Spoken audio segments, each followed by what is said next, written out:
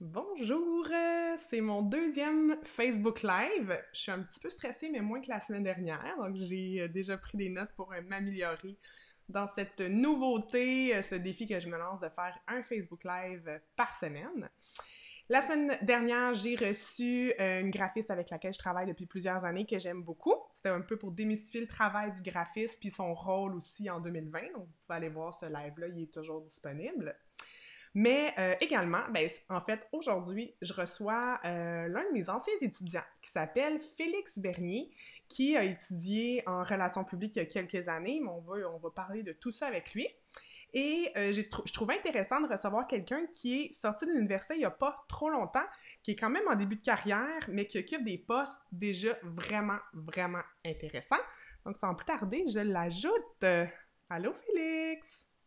Allô, Allô, comment tu vas?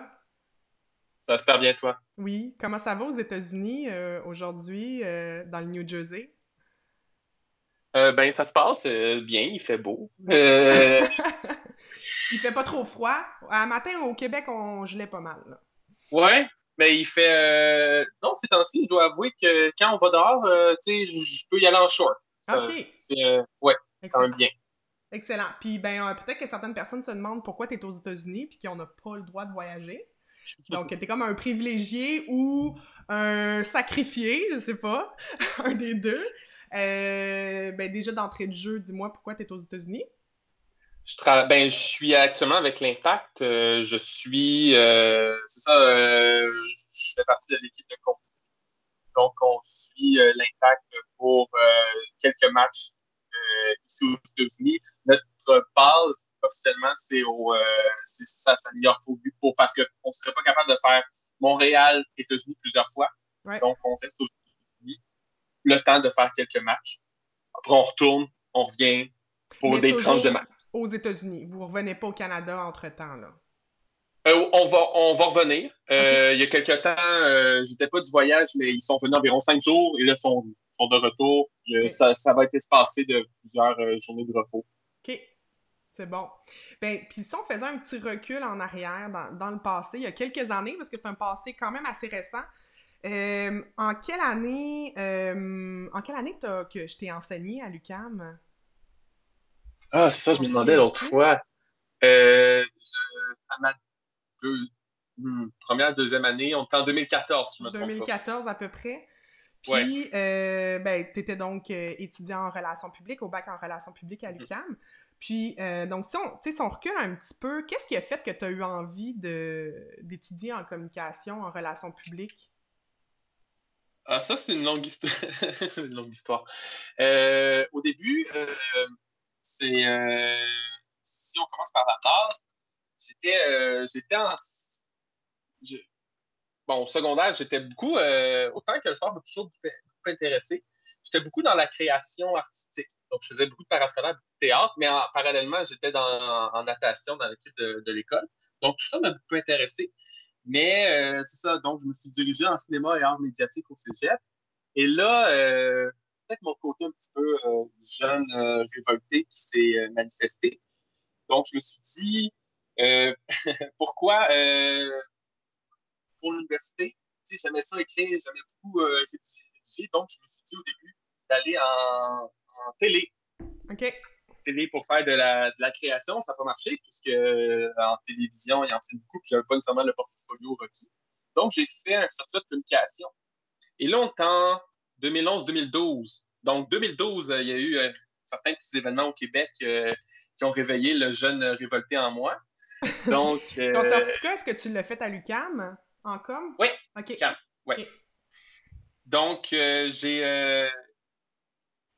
donc, parallèlement à ça, le sport n'était pas nécessairement en moi à ce moment-là, mais avec toute la mouvance sociale, Là, tu parles du euh, printemps érable, là, bien ouais, sûr. printemps érable, ouais, Ouais. euh, j'avais aussi à travers mon cours de relations de presse que j'ai eu actuellement, que j'ai choisi puis que je savais pas à quoi m'attendre, je me suis dit que j'aimais vraiment ça, l'aspect des relations publiques, qui est d'aider des organisations ou des gens à transmettre un message.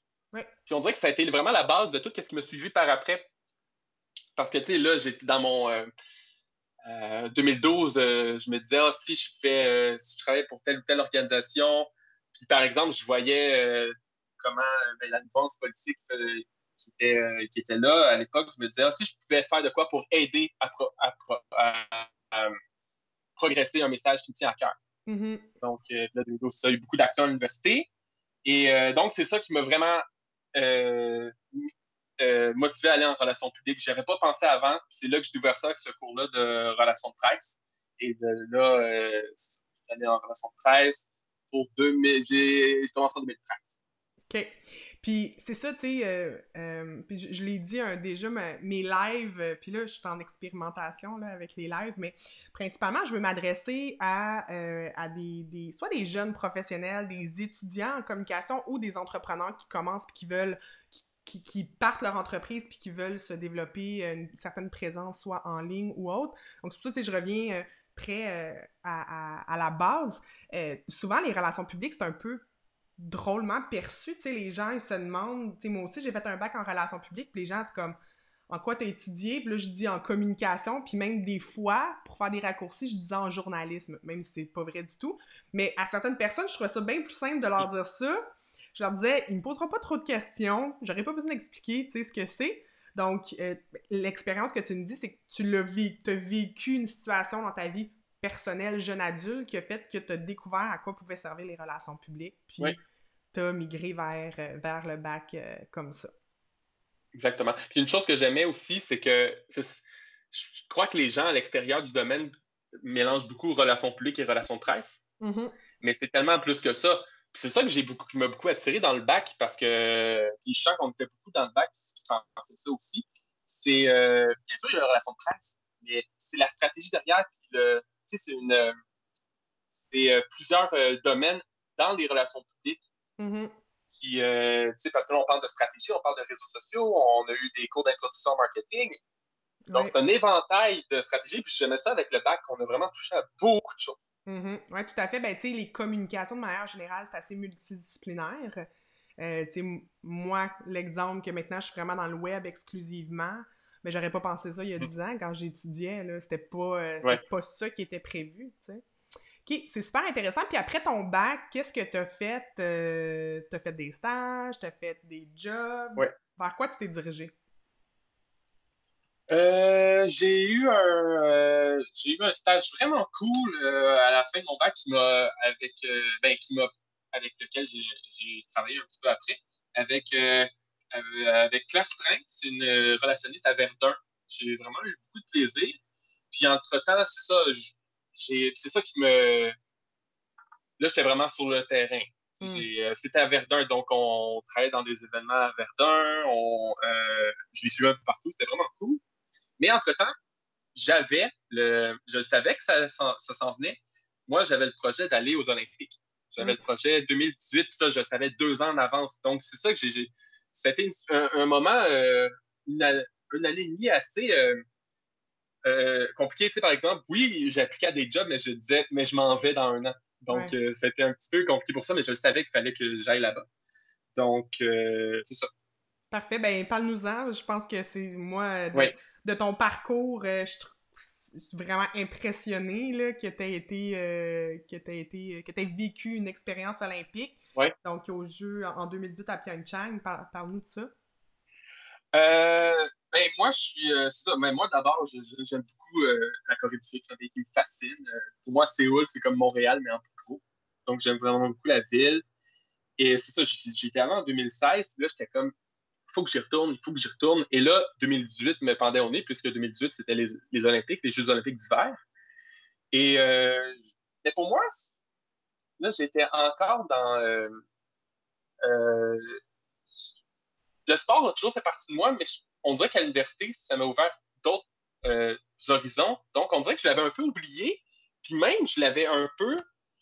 Je me disais, il y a tellement beaucoup d'appelés, peu d'élus. C'est ça que j'avais en tête. Mm-hmm. Donc, je me disais, bon, je vais faire d'autres choses. Puis le bac m'a montré plein d'autres horizons. J'ai quand même pu travailler aussi en art de la scène, dans le cirque à mon retour. Donc, je sais que ça m'a quand même ouvert d'autres horizons. Donc, mais là, je m'étais dit, faut que je m'essaie en plus c'est ça, c'est les Olympiques dans mon pays préféré, je ne peux pas ne pas y être. Ouais. Mais là aussi, il y Donc, a beaucoup d'appelés, peu d'élus, là, parce que dans le fond, il faut que tu te mettes sur une liste de bénévoles. C'est pas oui. tout le monde qui peut le faire, là. Oui, mais j'avais tout prévu. J'avais un petit joker, si je peux me permettre. J'ai appris le coréen. Ça, tu dis que tu parles un peu le coréen en Corée, ça va bien. T'es Je hot. sais que c'est ça qui m'a ouvert la porte. C'est un cours que j'ai pris à l'UQAM, entre guillemets, mais c'était à l'UDM. Je me rappelle plus c'était quoi qu'est-ce qui m'a permis de faire ça, mais c'était Crépuc, si je ne me trompe pas, OK. quelque chose comme ça. La TELUC, non? Donc, non. Non.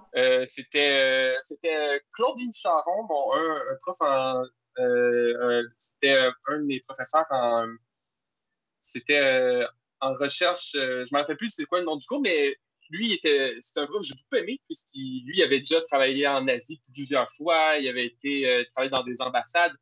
Donc, quand il m'a ouvert cette possibilité, quand il m'en a parlé, j'étais comme, wow, il faut que je fasse ça. Puis là, je l'ai compté dans mon équation, genre, si je parle de coréen, puis là, on est en 2015, si je parle de coréen, ça va m'aider peut-être à travailler, Voilà. Très Donc, c'est ça cool. je pense que c'est ça qui m'a vraiment mis au-dessus de la liste. Ouais. Genre, je voulais tout avoir je voulais vraiment je voulais vraiment m'aider. Donc, pour ça, puis ça Te mettre toutes les chances de ton côté. Ouais. Puis est-ce que tu avais prévu déjà que tu voulais être bénévole en com ou tu t'es dit, moi, je peux être bénévole, genre nettoyer les toilettes, ça me dérange pas, là. Je veux y aller, là. Ben ça, mettons, les toilettes, ça aurait été mon plan Y, disons. Je suis content que j'ai eu le poste que je voulais. C'était vraiment la rédaction. Qu'est-ce que tu faisais? Ouais. C'est ça. Moi, je voulais être partie de l'équipe de communication. Plus simple que ça. Mais tu sais, pourquoi j'ai été très chanceux, en fait, là-bas. C'est pour ça, après, que je compte ça comme une expérience de travail valable, même si j'étais pas nécessairement rémunéré pour ça. C'est que j'étais... tu sais, moi, il y a certains bénévoles qui étaient là, puis qui faisaient... mettons, il y avait 5 heures aux 3 jours. Ils travaillaient aux 3 jours. Moi, c'était du 12 heures à tous les jours. Puis que mon équipe, il y avait il y avait ma gestionnaire, il y avait une traductrice et moi. Donc, alors que les équipes anglophones, chinoises, japonaises, ils étaient une dizaine. Donc, qu'est-ce que tu faisais concrètement au quotidien? Pardon? Qu'est-ce que tu faisais au quotidien concrètement? Sur place, on se faisait un calendrier des compétitions fortes à suivre dans la francophonie. Donc, autant qu'on parlait je pouvais autant parler du Canada que la France, que la Suisse, que la Belgique. Mais aussi, on parlait aussi c'était aussi coréen. Qu'est-ce que, mettons, les athlètes coréens qui étaient bons. On parlait aussi de la région. Donc, tu publiais des articles sur un blog ou sur les médias sociaux? C'était sur le site officiel. Le site officiel des Jeux. Parfois, le mouvement olympique nous prenait des articles et on mettait ça sur leur site internet, mais c'était surtout sur la page officielle des Jeux. OK. Pour le comité organisateur. Puis les types de... Je me souviens que tu avais interviewé le Laurent Duvernay-Tardif qui était là sur place, qui était comme le grand frère, là. Je sais pas trop c'était quoi son rôle, là. Mais tu t'étais promené, là. T'étais pas juste dans les bureaux à écrire. T'allais sur le terrain, là. J'avais comme j'appelais, j'avais une passe magique. Je vais aller partout. C'était vraiment un once in a lifetime trip. Vraiment, j'en ai profité, là. J'en ai abusé. C'est bon. Hey, justement, tu m'avais partagé des photos, puis là, j'essaie de la mettre. Attends un petit peu. J'essaie de mettre la photo dans notre live. J'espère que ça va marcher. Ouais, elle est là, mais elle nous cache. Mais bref, elle est là. Assez impressionnante. Je sais pas si tu la vois. C'est toi qui me l'as fourni. Je la vois pas. Tu peux me la décrire? Ben, t'es dans un stade, là, avec ta passe magique. Oui, là, c'était la cérémonie de fermeture des Paralympiques. Donc, la dernière fois que le stade était utilisé, puisque c'était un stade temporaire, donc il était démonté. OK. Excellent. Oui, c'est assez impressionnant. Ben oui, vraiment, vraiment. Super. Oui. Puis, tu sais, si on continue un petit peu dans le temps, t'es revenu après au Québec, t'as travaillé dans le cirque, t'as fait le complètement cirque. Oui. C'était quoi ton rôle? Qu'est-ce que tu faisais, là? J'étais, en fait, pour cette année-ci, en 2018, Je suis allé comme contractuel. Il y avait déjà la gestionnaire en place pour la PEU. Des médias sociaux? Oui. Okay. Et moi, j'allais en fait en renfort pour le festival. Donc, on était deux. Puis, puis moi, c'était déjà du 1er avril environ, au 1er mai, après le festival. Donc, c'était quelques mois seulement. OK.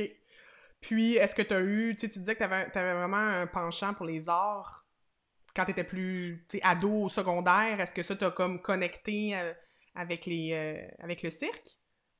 Ben c'est ça, j'ai toujours été sensible, disons, aux arts de la scène, mais faut savoir que, comme je disais, quand je suis rentré au bac, j'avais pas nécessairement le sport en tête, même s'il a fait partie de ma vie depuis que je suis jeune, dans ma famille. Dans ta famille, oui. Oui, mais quand je suis revenu des Olympiques, là, le sport était présent dans ma tête.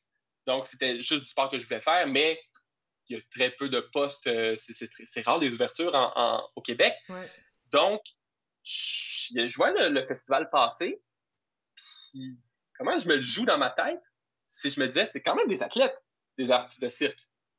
Ouais. Donc, puis je sais que c'est ça que j'ai dit dans mon entrevue qui ont bien aimé. Je disais que pour moi, c'est des athlètes. Moi, je vois ça c'est des performances qu'ils font. Ouais. Donc, si par exemple, il y avait une offre, je sais pas, pour d'autres choses, par exemple, un festival plus de danse, ou des choses qui me parlent moins, je n'aurais pas nécessairement appliqué. Mais ça, quand je l'ai vu passer, j'étais comme...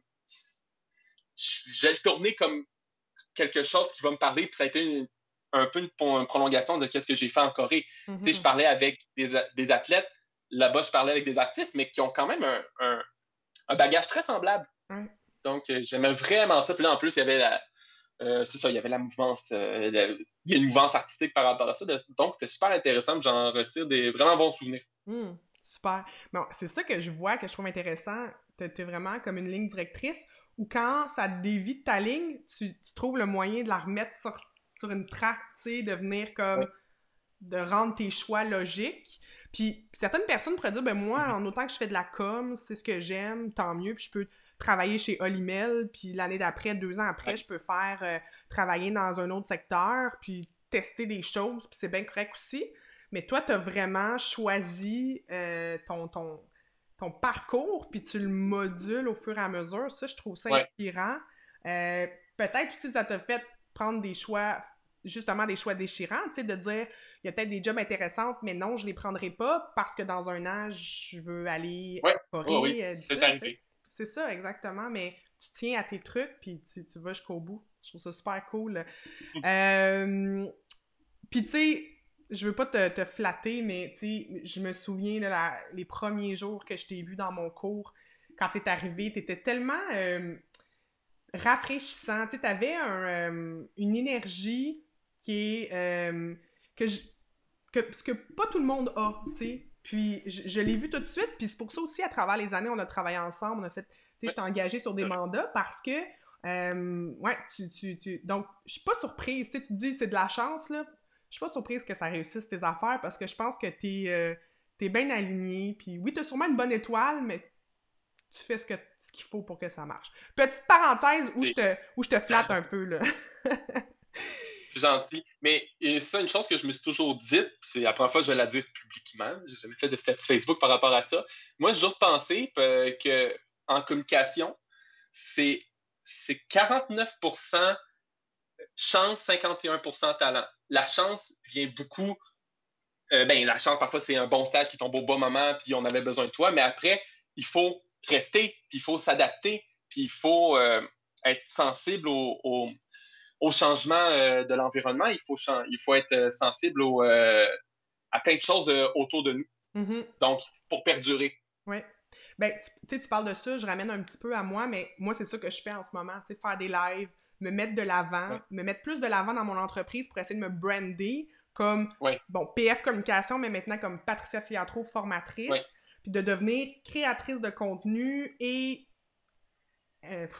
j'allais dire influenceuse, mais vraiment pas, là, je vais influencer je sais pas qui, mais, mais de me mettre de l'avant, puis ça, pour moi, c'est un gros défi, parce que à la base, aussi souvent en com, t'es là pour être derrière une organisation ou derrière des Ouais. gens, porte-parole, tu parles au nom d'eux, ou ben les médias sociaux, tu publies pour une entreprise. Et là,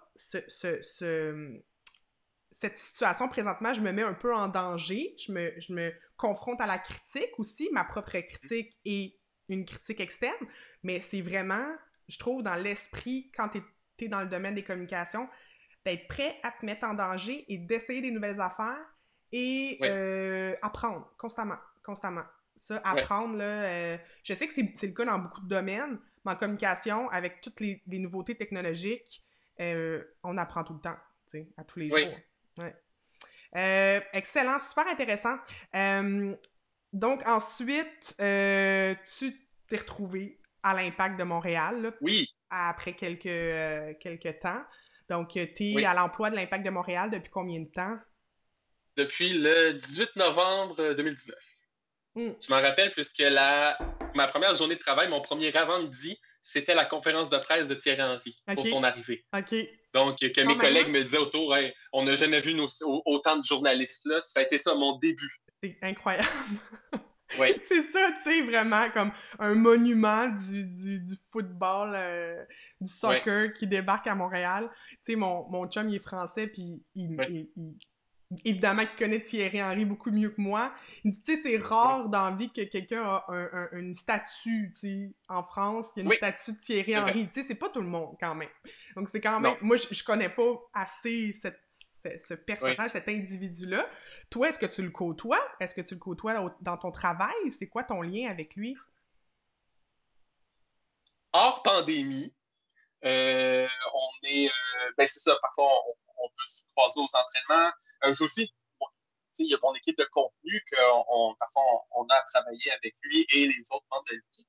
Mais là, contexte pandémique, oui, on, normalement, oui, on voyage avec l'équipe, mais on fait des choses de notre côté, puis l'équipe s'entraîne et est ensemble. Mais là, pour peut-être réduire les risques d'exposition, Mm-hmm. on est avec l'équipe tout le temps. On se déplace avec l'équipe, on mange avec l'équipe, on fait tout avec l'équipe. Mm. Donc, c'est vraiment une autre perspective. Donc, oui, c'est ça, si je le côtoie, oui, disons, ben, évidemment, ils font leurs choses et tout, là. Ouais. Puis aussi, moi, je suis avec mes collègues, mais aussi, on se côtoie. Puis On se t'étais-tu côtoie dans ce impressionné cadre. la première fois que tu l'as rencontré? Tu savais c'était qui? Est-ce que t'es... Ou t'as comme fait, de Et gars, ça fait partie du travail, puis c'est ça ma job, puis... ça s'oublie assez vite. Ouais, hein? Peu importe, Bon, c'est on ben, est tous des êtres humains égaux, là, donc... Ben, en c'est tout ça, cas, ça il y en a qui l'oublient, là, petite parenthèse, il y en a ouais. qui oublient qu'on est tous égaux, mais bref. Euh, Donc, Oui. OK, parfait, super. J'avais d'autres questions pour toi. Toi, Ouais. il y a quelques années, tu étais un fan fini de Twitter. Puis je me souviens, à un moment donné, on s'était parlé, puis tu me disais, non, Facebook, c'est mort. Moi, c'est Twitter, il n'y a rien d'autre. Puis... Mais pour toi, Facebook était mort, pas pour... Mais tu dis, je Ouais. vais plus sur Bon. Facebook, j'ouvre plus mon Facebook. Moi, c'est Twitter. Tu vas-tu encore sur Twitter? C'est. Oui, tous les jours, tous les matins, j'ouvre mon Twitter pour suivre qu'est-ce qui se passe. Mais comment je pourrais dire? C'est peut-être la maturité qui rentre en ligne de compte. Mais tu sais, je veux dire, pourquoi les gens auraient à lire mon opinion plus que d'autres? C'est tellement polarisé, surtout ces temps-ci, avec Ouais, le contexte social. Euh, pour moi, Twitter va toujours considérer une fonction en direct. ouais. Euh, Puis, travaillant dans le sport, quand je regarde quelque chose en sport, j'ai mon Twitter à côté pour en OK. discuter. Euh, mais c'est une plateforme d'échange, puis c'est super intéressant. Je peux avoir des bonnes conversations, mais euh, disons, ça demande beaucoup d'énergie d'y être beaucoup et de contribuer. Hmm. Là, je me considère beaucoup plus en spectateur. OK. Mais j'y Mais suis beaucoup, mais en spectateur. OK. Puis est-ce que tu penses que les marques, les entreprises ont leur place ou c'est plus tu sais, les journalistes, des politiciens, bon, Trump, évidemment, mais est-ce que les entreprises ont intérêt à être présentes sur Twitter pour une stratégie de contenu? Puis je t'avoue, je te pose la question vraiment candidement. Moi, c'est vraiment pas un outil que j'utilise. Je, je peux pas le conseiller à mes clients parce que ça fait pas partie de mon offre de service. Je l'utilise vraiment pas. Ou est-ce que c'est Je dirais plus... que ouais. Non, mais vas-y. Les organisations, les organisations qui sont qui moindrement que la nouvelle qui vienne par rapport à ça. Par exemple, tu sais, quand j'étais à l'ATU, oui, des comités de presse, du festival, des choses comme ça. Une présence de base. Mhm. Nous, on fait du contenu, puis nous, on a quand même une communauté de fans qui sont là tout le temps. Ouais. On peut avoir le samedi matin, on peut avoir, même s'il n'y a pas de match le soir, on peut avoir une famille qui vont se prendre en photo en chandail de l'Impact. On va faire de quoi Hey, avec mais ça? c'est drôle parce que je pense que la dernière fois que j'ai posté sur Twitter, c'était à l'Impact avec mon Ah, père qui est aussi un grand fan et mon chum. bon, Et on avait fait un selfie parce qu'il y avait un concours, là, si tu mettais le hashtag là, IMF machin, là, IMFC. oui, pour gagner des billets gratuits ou quelque chose comme ça. Puis je pense que c'est la dernière fois que j'ai tweeté. Là. Fait que, Bon, ça ben, dire. je vais aller voir ça. C'est drôle. Ouais, ben, ça fait genre 3 ans. Là.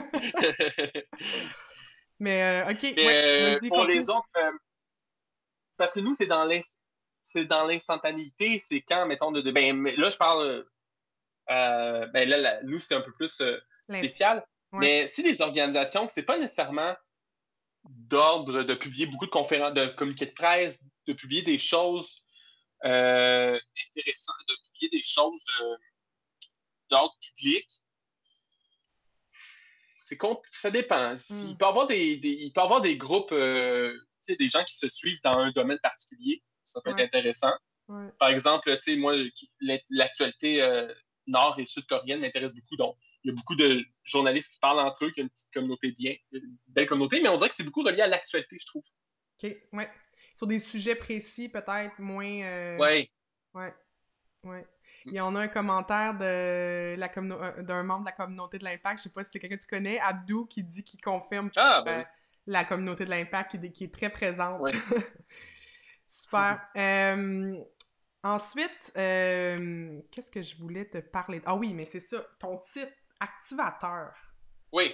Qu'est-ce que c'est ça, un activateur de communauté versus gestionnaire de communauté, responsable des médias sociaux? Est-ce que c'est juste une question de titre ou il y a vraiment une différence dans tes tâches? C'est une question de titre. Je crois que c'est. Je n'ai pas nécessairement fait une veille partout, mais je crois que c'est peut-être quelque chose qui est rendu dans plusieurs équipes de sport. Mais je suis pas nécessairement gestionnaire. Tu sais, je veux dire, moi, je réponds du gestionnaire de contenu numérique. C'est ça, je dirais que notre équipe de contenu, on est quatre.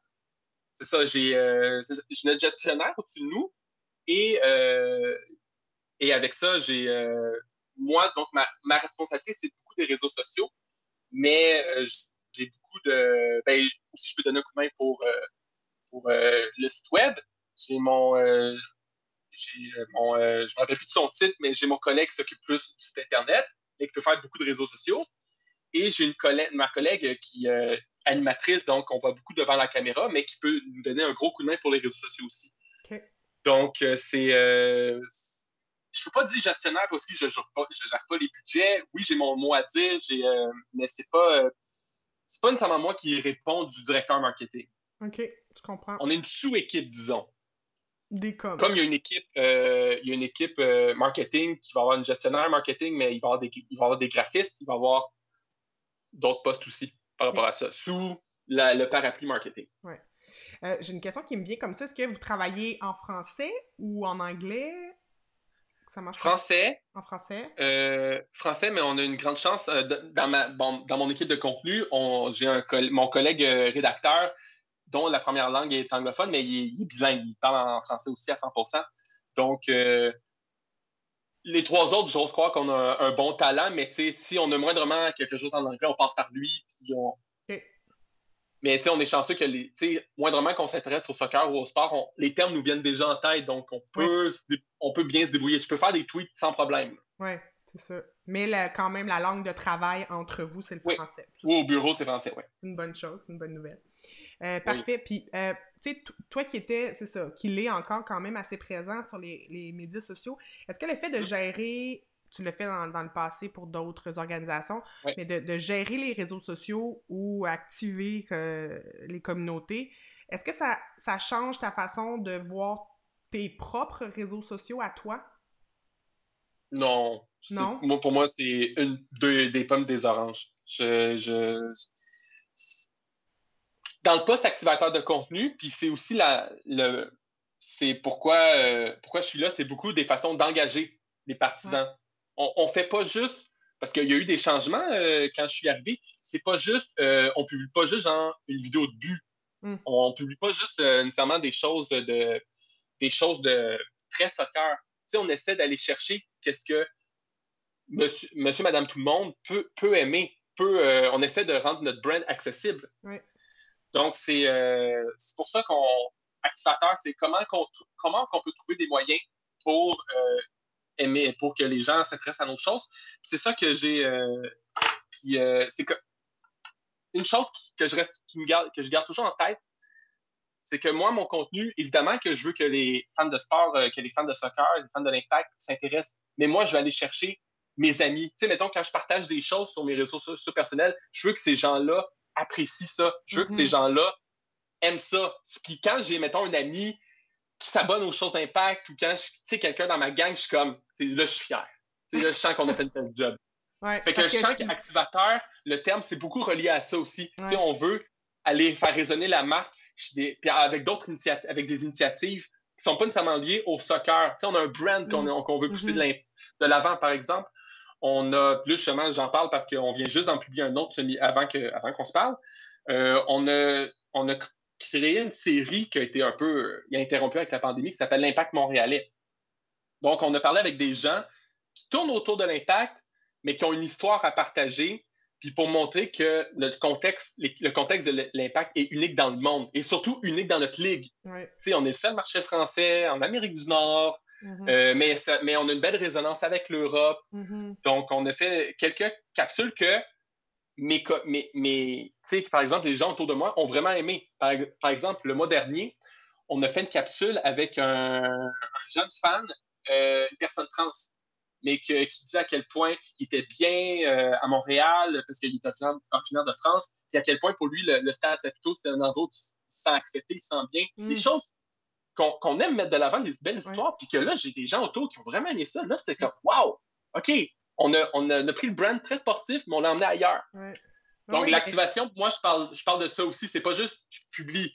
Il y a un minding autour de ça, puis une réflexion. Puis comment on va engager ça. Donc, c'est pas nécessairement moi qui ai eu l'idée de faire ça. Ça vient du marketing, mais là, c'est ma job, j'imagine, je prends ça, comment je peux ça avec la part de mes collègues, comment je peux transformer ce collègue-là pour qu'il soit, comment je peux transformer ce contenu-là pour qu'il soit attractif au public. Absolument. Ça a été une longue réponse, excuse-moi. Non, mais c'est super, c'est vraiment super intéressant. Puis, mais tu sais, ma question aussi, c'était, tu sais, est-ce que ça a changé ta vision de tes réseaux sociaux personnels, dans le sens que, est-ce que tu es un peu écœuré à un moment donné des réseaux sociaux?